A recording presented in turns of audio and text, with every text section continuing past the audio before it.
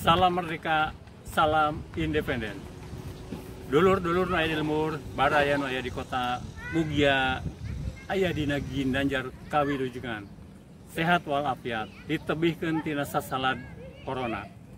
Lur, kamari simkuring kasumpingan tamu ka Rorompok.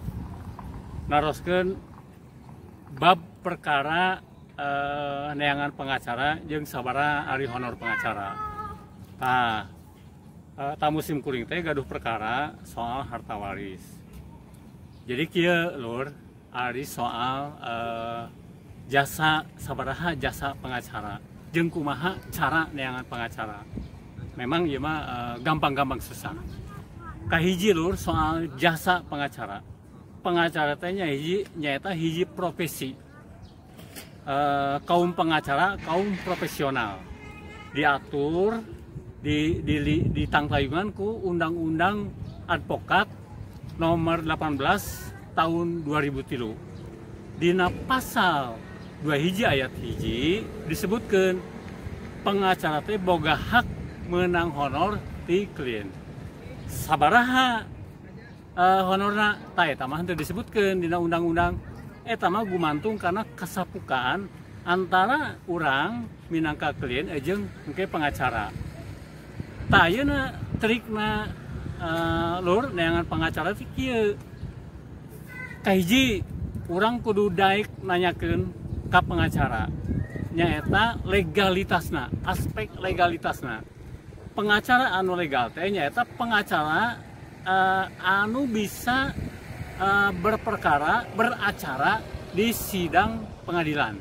Jadi bisa beracara secara litigasi. Tah pengacara anu bisa beracara di sidang teh nyaeta legalitasna kudu disumpah ku pengadilan tinggi. Catatnya lur, kudu disumpah ku pengadilan tinggi. Eta teh dibuktikeun dina surat keterangan yen si pengacara teh geus legal lantaran geus disumpah ku pengadilan tinggi. Tah perkara pengacara naha anggota organisasi advokat eta mah memang jadi kewajiban oge. Tapi anu paling wajib pisan mah nu legalitas pisan mah tadi teh sumpah pengadilan. Tah sameme si pengacara disumpah di pengadilan tinggi, si pengacara teh kudu ngaliwatan proses pendidikan advokasi.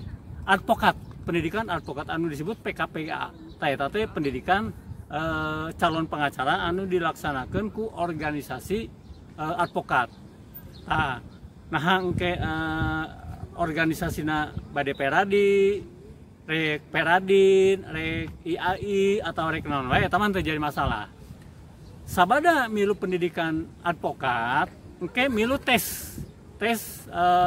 calon advokat, tuluy magang. Sabada magang kakara disumpah ku pengadilan tinggi. Tah eta legalitasna pengacara. Jadi urang sebagai klien kudu nanyakeun ka si calon pengacara anu rek ngabelaan ka urang. Talur ari persoalan trik-trik nama kieu. Lamun perkara urang nilai transaksina upamana ye soal perdata ye nahawan prestasi atau perbuatan melawan hukum, nilai perkarana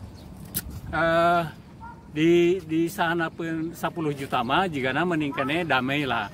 Non litigasi teh nyata diwasitan atau di damai secara kekeluargaan. Tapi lamun misalnya teh urang boga perkara perdata nilai transaksina 100 juta ka luhur, nya eta mah wayahna urang kudu make pengacara. Lamun miliaran geus puguh eta mah. Tah engke dina soal nangtukeun honor teh urang kudu langsung nanyakeun babadamian ka pengacara. Kumaha ye soal honor pengacarana? Rek kumaha sistemna? Jadi kieu lur, lamun transaksina leutik biasana pengacara teh kieu nerapkeun biaya operasional wungkul. Biaya operasional misalnya teh transaksina teh ngan ukur ngabelaan soal wan prestasi nilainya 100 juta. biasanya pengacara teh nya cukuplah biaya operasional we misalnya teh nah sampai 1 juta atau sampai 500.000 tapi henteu aya fee di akhirnya gitu. Tapi lamun misalnya miliaran biasanya pengacara teh salian ti biaya operasional anu saban poe teh misalnya teh sampai 1 juta atau per jam atau tiap sidang anu disebut biaya operasional teh misalnya tiap kali sidang lah. Tapi lamun misalnya teh jeung fee mah engke lamun urang gol, lamun urang sukses tangke fee. Tapi mah biasana persentase tina nilai transaksi. Nah, 10%, 15% atau 20%. Nepi ka 25%. Ta eta mah gumantung kana kasapukan antara klien jeung pengacara. Jadi lur, lamun urang rek neangan pengacara persoalan reputasi jeung teu nama sanyanan teu pati penting sebab lamun urang rek neangan anu reputasi pasti mahal.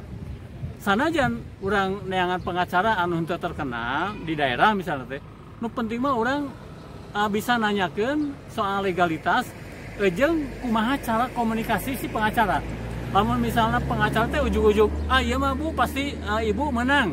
Pokokna mah dijamin menang. Tak urang kudu mikir soalnya ari pengacara mah di kode etikna henteu bisa ngajangjikeun ka klien perkarana bakal menang. Sarua jeung dokter teu bisa ngajangjikeun ka pasienna yen panyakitna bakal cager eta pun urusan Gusti Allah. Ta eta oge pengacara henteu bisa di kode etik teu meunang ngajangjikeun ka klienna perkarana bisa menang di pengadilan. Sabab eta mah engke gumantung ka hakim. Tah pengacara anu bonafide mah anu kredibel biasanya kieu bapak atau ibu gaduh perkara naon wan prestasi oh nilai perkara sakieu oh berarti ieu sabaraha kali sidang misalnya 20 kali sidang atau 15 maksimal 20 kali oh berarti ibu ieu maksimal 20 kali sidang ieu abdi mah ieu we biaya operasional we fee-na teu kedah margi kan ieu transaksi lagi alit utang piutangna ngan ukur 100 juta biaya operasional sekali sidang misalnya itu 1 juta. Tapi lamun misalnya nilainya agung, gede, miliaran ya biasanya aya fee. Nah, eta mah gumantung karena persentase. Tak kitu lur, trik jeung neangan pengacara jeung kumaha bab soal tarifna. Assalamualaikum warahmatullahi wabarakatuh.